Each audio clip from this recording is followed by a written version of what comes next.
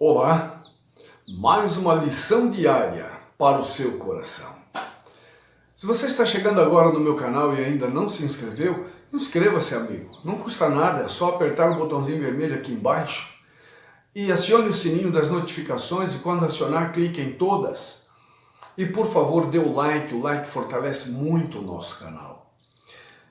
É muito bom estar falando com você novamente, amigo ouvinte da Rádio Milênio e com você, amigo internauta. O tema de hoje é o irmão como redentor. É interessante notar que nós falamos sobre a Trindade, Deus o Pai, Deus o Filho e Deus o Espírito Santo. E como tal, eles são infinitamente superior ao homem. E, logicamente, o Criador, não é? E nós, criaturas. Mas então como chegarmos à conclusão de que temos um irmão redentor? Bom, temos de dois motivos. O primeiro, o humano.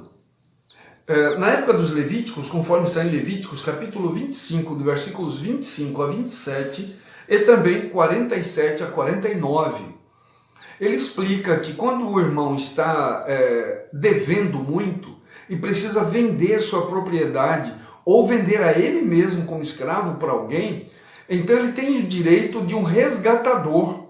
O seu irmão, tendo condições, ou o parente mais próximo, ele poderia ir lá, pagar a dívida e resgatar a terra do seu irmão. E é interessante notar que a pessoa também, se ela de repente ficou endividada, empobreceu, vendeu sua propriedade, e passou o tempo, ele voltou a enriquecer, ele tem dinheiro novamente. Então o que ele poderia fazer? Ele poderia contar os anos da dívida, o tempo da dívida, ir lá no seu credor, pagá-lo e resgatar a terra para ele mesmo. Mas aqui no capítulo 25, no versículos 47 a 49, como eu disse, também apresenta o estrangeiro. A lei era a mesma. O estrangeiro no meio deles, ou peregrinos, que ficasse devendo muito, então ele também teria direito a um resgatador. O seu irmão, tendo condições, ele ia lá, pagava a terra e recebia a terra de volta. E também como escravo, da mesma forma. E se ele tivesse rico, ou conseguisse depois dar a volta e enriquecer, ele poderia ir lá, pagar o valor da terra e receber a terra de volta. Então era uma lei para todos, não era somente para o judeu, inclusive para o peregrino, para aqueles gentios que estavam no meio deles, os não filhos de Abraão.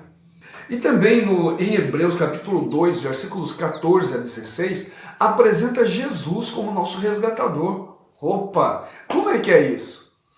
Então você pergunta, Arruda, como é que é esse negócio aí? Eu explico. Acontece que nós, como pecadores, deveríamos morrer. O salário do pecado é a morte, diz Paulo em Romanos. Então, agora o que acontece? Deus se transformou em homem, nasceu como Jesus e agora tornou-se nossos irmãos. Ele é irmão de todos nós. Ele é teu irmão, amigo ouvinte da Rádio Milênio. Ele é teu irmão, amigo internauta. Então agora ele assume a posição de filho de Deus e agora então ele morre na cruz do Calvário pagando o nosso preço. O que era dívida nossa, agora tornou-se dívida de Cristo, porque foi para ele, sobre os ombros dele, todos os nossos pecados. E então ele morre na cruz do Calvário, pagando o preço por mim e por você. E o mais interessante é que este Jesus, quando ele paga, então ele resgata-nos das mãos do inimigo. E, logicamente, nós somos chamados de filhos de Deus. Que beleza, não é? Olha só, o texto de Hebreus, capítulo 5, dos versos do 7 até o 9, apresenta vários desafios. O texto diz, ele, Jesus, nos dias de sua carne, tendo oferecido com forte clamor e lágrimas, orações e súplicas, a quem o podia livrar da morte, foi ouvido por causa da sua reverência. Embora fosse filho, aprendeu a obediência pelas coisas que sofreu e, tendo sido aperfeiçoado, tornou-se o autor da salvação eterna para todos os que lhe obedecem, conforme está em Hebreus capítulo 5, do versículo 7 a 9. Então, amigo, veja, Jesus, foi necessário ele se tornar homem. Mesmo sendo Deus, tornou-se homem, viveu os nossos problemas, não pecou, escolheu não pecar e teve o direito de morrer por mim e por você. E agora então, eu não preciso mais morrer a morte eterna. Porque Jesus pagou este preço. Mas cabe a mim, cabe a você, amigo internauta, cabe a você, amigo da Rádio Milênio, escolher se você quer morrer eternamente ou viver eternamente. E eu creio que todos nós queremos viver eternamente, não é? Então é só aceitarmos a Jesus como Senhor e Salvador de nossas vidas. Essa passagem levanta ao menos 3 questões que merecem respostas. Primeira, Paulo nos diz que Cristo ofereceu orações a Deus que era capaz de salvá-lo da morte. E ele foi ouvido. Jesus foi ouvido e salvo da morte? Segunda questão, Jesus aprendeu a obediência. Mas para ele não é Deus? Sim, mas como eu e você aprendemos como seres humanos, ele também teve que passar por isso. Como ele aprendeu a obediência? Em algum momento ele foi um filho desobediente? Não. Desde o começo, que ele se entendeu por gente, escolheu sempre obedecer seus pais e obedecer a Deus. A terceira coisa, Jesus foi aperfeiçoado. Ele não foi perfeito o tempo todo, sem pecado? Então veja, todos esses assuntos são interessantes e vamos tratar esta semana mais profundamente. Eu queria que você entendesse que esse Deus maravilhoso, que perdoa pecados e que pagou o nosso resgate, ele é como o nosso irmão, é como o nosso redentor.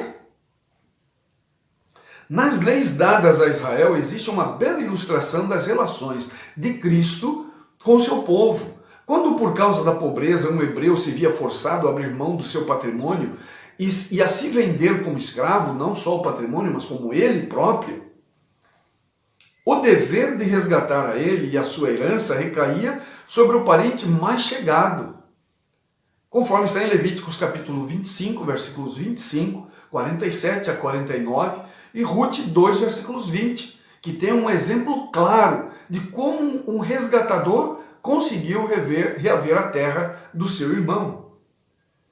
Assim, a obra de redimir a nós e a nossa herança perdida, por causa do pecado, recaiu sobre aquele que é nosso parente chegado, conforme já falamos acima, Ruth, capítulo 2, versículos 20.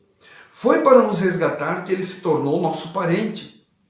O nosso Senhor, o nosso Salvador, é mais chegado que pai, mãe, irmão, amigo ou cônjuge. Ele diz, não tenha medo, porque eu o remi, eu o chamei pelo seu nome, você é meu. Visto que você é precioso aos meus olhos e digno de honra, é porque eu o amo, darei homens por você e povos em troca de sua vida, conforme está em Isaías, capítulo 43, dos versos 1 até o 4.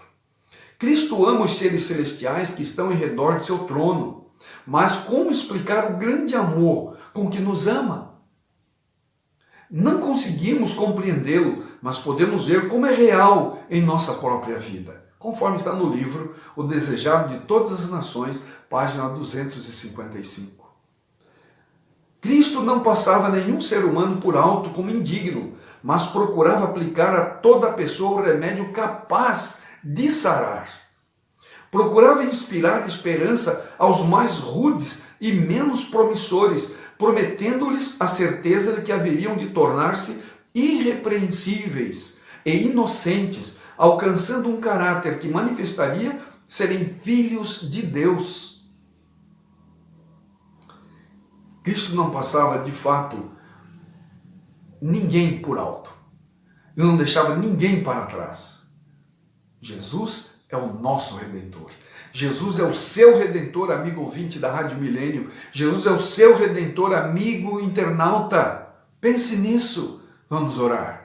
Eterno e grandioso Deus, obrigado porque o Senhor pensou em nós, seus filhos. Embora pecadores, tu nos enviaste um Redentor. Muito obrigado porque o Senhor enviou ao seu Filho amado Jesus Cristo, pagando o preço do pecado. Abra nossos olhos, Pai, e que possamos compreender tamanho amor. É impossível mensurar, mas é possível aceitar. Abençoe a todos os amigos ouvintes da Rádio Milênio, de Imperatriz de Maranhão, e também os amigos internautas. Toma-nos em teus braços de amor. Fica conosco e em nossa vida. É o que nós te pedimos e já te agradecemos, em nome de Jesus. Amém, Senhor. Amém. Amigo, você pode continuar nos ajudando.